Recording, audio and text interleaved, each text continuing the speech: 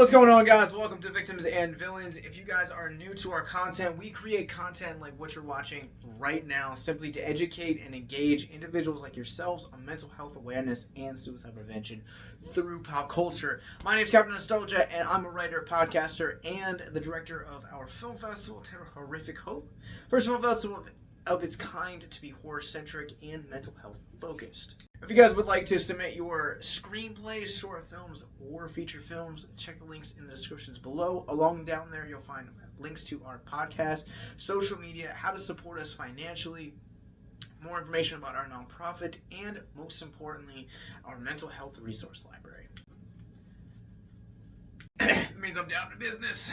Back with another GenreBlast review. Let's go. This one's called Fresh Hell. Curious about this movie? It is now streaming right now on Tubi. I'll provide a link in the descriptions below. All you guys have to do is sit through some commercials. He's not sponsoring this video, but maybe they should if they come across it, because they have a great selection of horror movies, and it is often a go-to for me this year when it comes to discovering new horror. I love Tubi for that reason.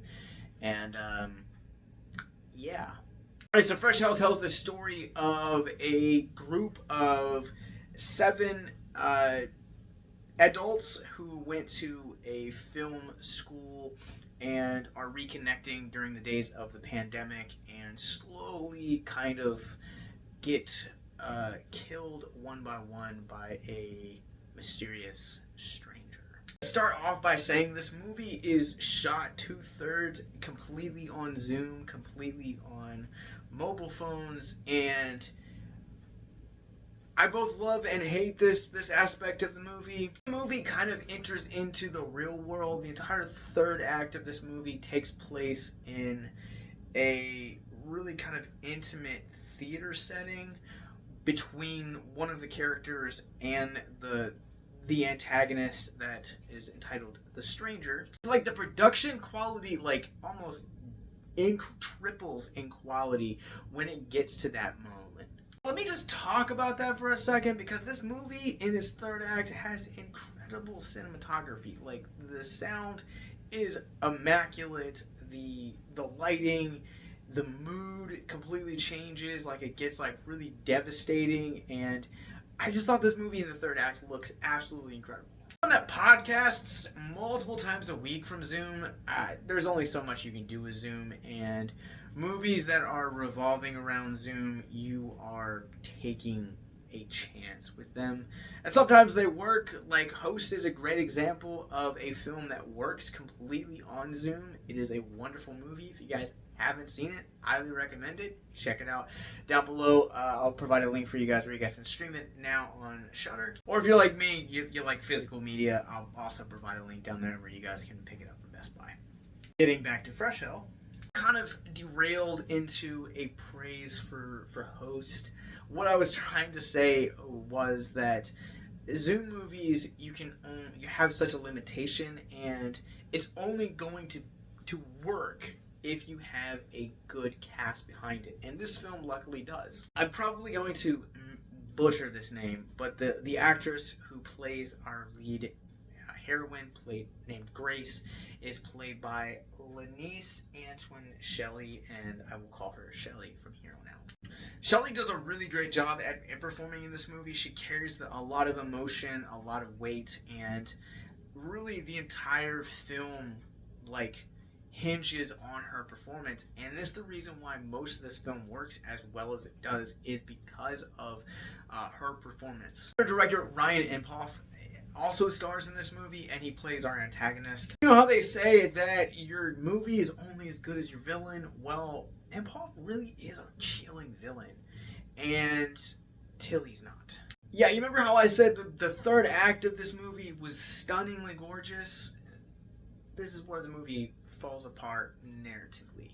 So this film takes place on Zoom, webcams, news footages, cell phones. Like it's kind of very technical based, very at home for the first 2 acts. What I liked about the first 2 acts of this movie is that there's a lot of atmosphere, and that there's a lot that is playing around with. Like, it's really, really trippy, these first 2 acts, because of you're able to really do a lot of image manipulation, and there's some haunting and really disturbing imagery in these first two acts that really make this villain kind of larger than life. Then you get to the third act and you actually kind of get to meet him. It's kind of this Laurie Strode, Michael Myers meeting that, you know, we had been anticipating for 40 years when we got Halloween 2018. And the two, Grace and the stranger, sit across from each other on a stage, and I don't want to give too much away about this movie, but this third act just really just kind of ruins this movie. Like, it's really hard to talk about why it falls apart without actually getting into the details, but let me just say that all of the momentum that this film had been running towards at this entire time, it's almost like it fell dead completely miles before the finish line. Sucks because I really liked Imhoff as a villain. I think that he presents a really compelling script here. I think that he does a really great job as a director here. There's a lot of visual eeriness that goes on here, and then it just kind of ends for a really predictable, really cliche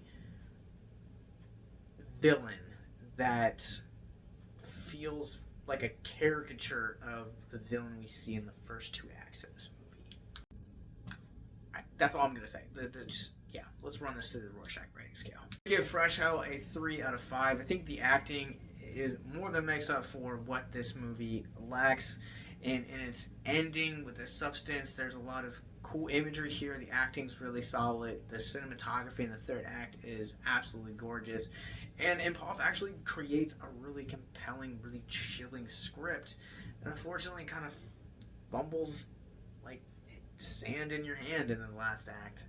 If you guys have seen Fresh Hell, and if you guys are interested in it, check it out on Tubi right now.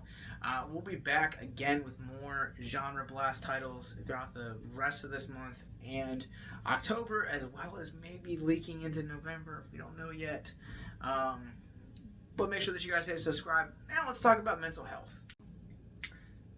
If you guys are new to our content, Mental Health Moment is where we take a theme of mental health from the film which we're reviewing and talk about it for just a few seconds in hopes deconstruct the stigma surrounding mental health. About this, the setup for this movie is it takes us back to 2020. And I know, 2020, it sucked. It says it right here. 2020 isn't over yet, kids. Willy's Wonderland. But one of the things that 2020 did do is it kind of connected us with people that we hadn't talked to in a while. Essentially, the setup for this movie is its old friends reconnecting in a really tough time, and that's super vital to remember when you're talking about mental health. On this channel, we've talked about how hope comes in just some really strange places that unreliable sources that you just never expect. On the flip side of that, it's also worth noting that this that community can come and community can weather things like pandemics and lockdowns and isolation and social distancing. Like, community can trump all of that stuff.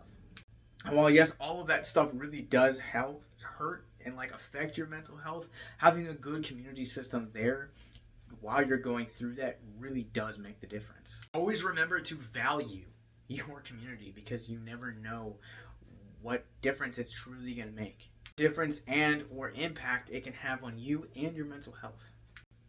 So as always, make sure that you guys check out our mental health resource library in the descriptions below if you or someone you know is struggling with suicide, addiction, self-harm, or depression. And as always, make sure that you guys hit that subscribe button. We'll be back this weekend talking about Pearl.